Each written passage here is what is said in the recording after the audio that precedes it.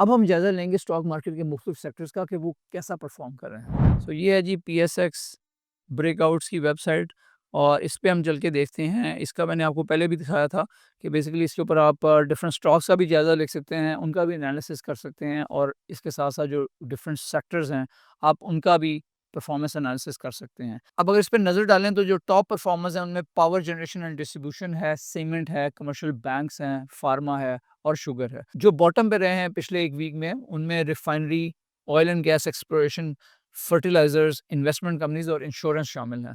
अगर हम चल के जायज़ा ले लेते हैं, देख लेते हैं ये ट्रेंड लाइन क्या बन रही है, तो आप देख सकते हैं कि ये जो केएसई 100 बेस लाइन के विद रिस्पेक्ट टू दैट जो बैंक्स का अगर हम जायज़ा लें, अगर बाकियों को हम अनचेक कर दें, तो आप देख सकते हैं कि बैंक्स की परफॉर्मेंस काफ़ी बेहतर जा रही है, जो उस इंडेक्स से काफ़ी ऊपर अच्छा परफॉर्म कर रहे हैं।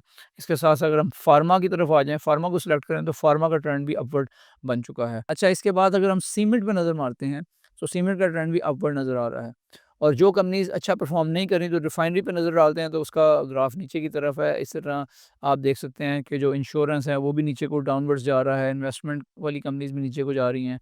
शुगर का ट्रेंड अपवर्ड है, और इसके साथ-साथ जो different, so that's how you can see this. अब इसमें जो चीज़ देखने वाली है कि सीमेंट की कंपनीज़ अच्छा परफॉर्म कर रही हैं। लकी सीमेंट, चिराट सीमेंट, ये काफ़ी सारे बाकी सारे सीमेंट कंपनीज़ के ओवरऑल कंपनीज़ अच्छा परफॉर्म कर रही हैं, और ट्रेंड इनमें अपवर्ड देखने में आ रहा है।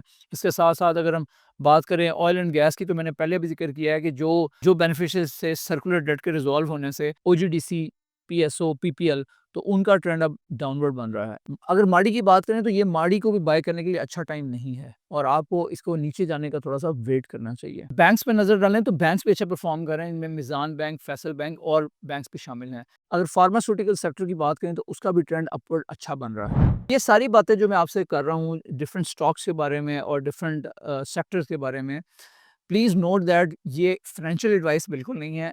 जब भी आपने कोई इन्वेस्टमेंट करनी है, तो आपने अपनी रिसर्च पूरी तरह करनी है, और उसके बाद आपने इन्वेस्ट करना है। Do not consider this as financial advice. यहाँ पे मैं आपसे एक टिप शेयर करना चाह रहा हूँ। जब भी मार्केट में बहुत ज़्यादा तेज़ी आती है और जो इंडेक्स है वो ऊपर जा रहा होता है, तो हर बंदा चलती हुई ट्रेन में कूदने की कोशिश कर रहा होता है। लोग ये समझते हैं कि ये बाइंग का बेहतरीन टाइम है, लेकिन असल में जो खिलाड़ी, पुराने खिलाड़ी हैं, उनको ये पता है कि ये प्रॉफ़िट टेकिंग का टाइम होता है।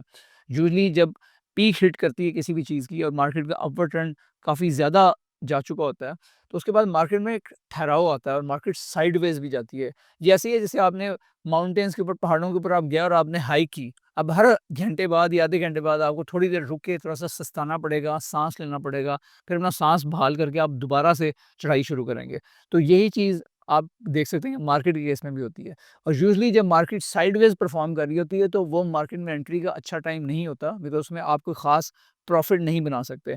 बेस्ट ये होता है कि आप थोड़ा-सा वेट करें, ताकि मार्केट में कोई डिप आ सके, कोई करेक्शन आए। इस पॉइंट पे आपको एंट्री लेनी चाहिए। अदरवाइज़ क्या होता है कि जब आप पीक पे एंटर होते हैं, मार्केट फिर धड़ाम से गिरती है और करेक्शन आती है, तो फिर आप सर पकड़ के बैठ जाते हैं कि मेरे जो सारे पैसे हैं वो तो स्टक हो गए हैं, अब तो मैं लॉस में हूँ।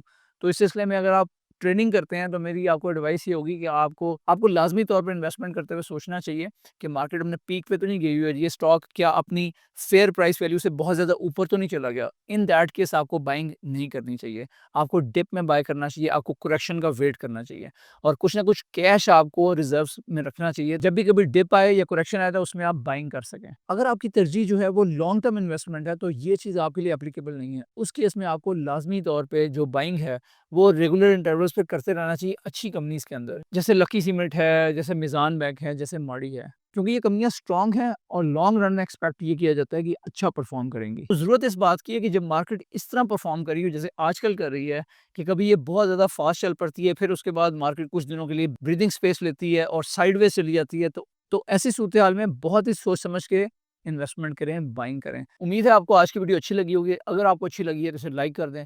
चैनल को अगर अभी तक सब्सक्राइब नहीं किया, तो इसे ज़रूर सब्सक्राइब कर लें। तो इसी तरह की अपडेट्स हम आपके लिए बहुत जल्द और भी लेके आ रहे हैं। Thank you very much for joining us today. अस्सलाम वालेकुम।